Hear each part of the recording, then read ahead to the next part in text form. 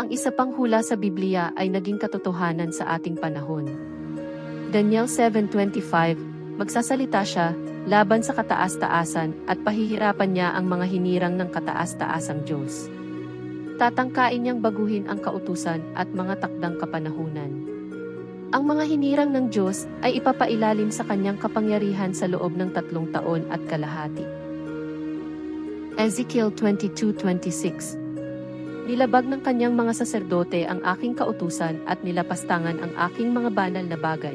Hindi nila nakikilala ang banal at hindi banal, ni hindi nila ipinaalam ang pagkakaiba ng marumi at malinis, at kanilang itinago ang kanilang mga mata sa aking mga sabat, na ano pat ako'y nalapastangan sa kanila.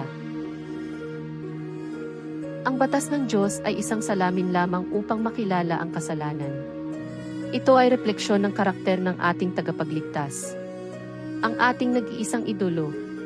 Ang batas ng Diyos ay ginamit ng kaaway upang linlangin ang mga tao. At ilayo tayo sa Diyos. Naglabas ang Diyos ng panuntunan at pagkatapos ay binawi ito. Hindi iyon kung paano ito. Ang banal na batas ay walang hanggan.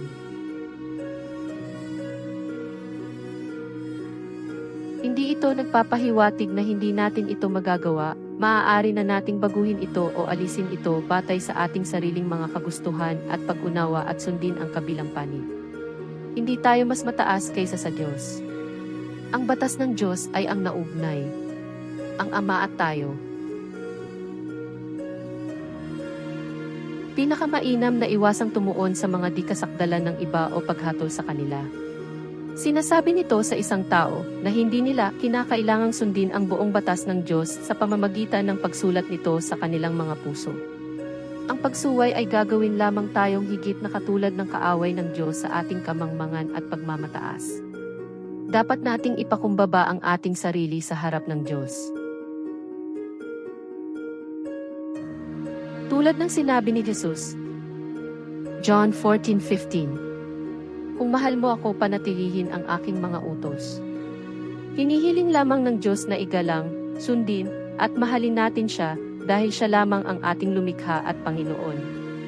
Ang hinihiling lang niya ay magtiwala at sumunod lang tayo, at siya ang mag-aalaga at mangunguna. Sa tulong ng banal na Espiritu at ng biyaya ni Jesus. Sa Diyos walang imposible. Apokalipsis 7:21. Hindi lahat ng nagsasabi sa akin, Panginoon, Panginoon, ay papasok sa kaharian ng langit, kundi ang gumagawa ng kalooban ng aking Ama sa langit. Isaiah 66:17. Ang sabi ni Yahweh, malapit na ang wakas ng mga naglilinis ayon sa tuntunin ng pagsambang pagano, sumasama sa nagpuprosesyon patungo sa mga sagradong hardin at kumakain ng karne ng baboy, laga at iba pang hayop na marumi.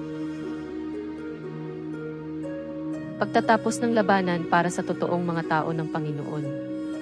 Apokalipsis 12:17. At ang dragon ay napuot sa babae, at yumaon upang makipagdigma sa nalabi sa kanyang binhi, na tumutupad sa mga utos ng Diyos, at may patotoo ni Jesucristo.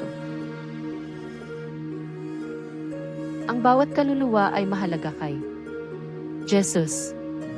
John 10:16. Gaya ng sinabi ni Jesus, mayroon akong iba pang mga tupa na wala pa sa kulungang ito.